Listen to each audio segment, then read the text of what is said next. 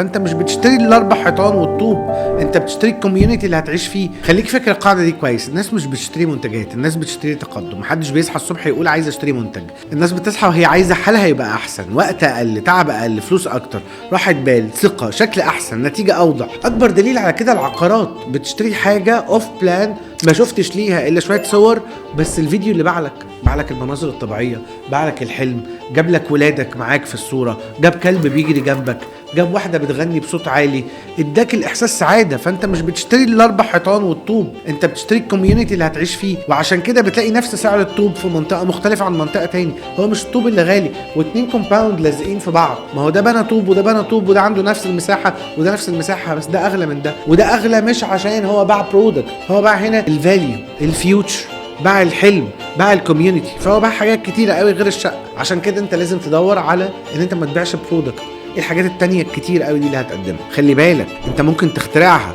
بس الاجابات لو مش واضحه عند كل الناس اللي في شركتك يبقى مفيش قيمه. لازم القيمه تبقى واضحه في عين كل الناس زي بعض، فساعتها تبقى دي فاليو فعلا، يبقى ده فيوتشر فعلا، يبقى دي حاجه حقيقيه مش حاجه انت نفسك الناس تتخيلها في البرودكت بتاعك. صباح الفل. لو عجبك الكلام ده اعمل لي كومنتس هنا وانا هطلع لك تاني كل يوم.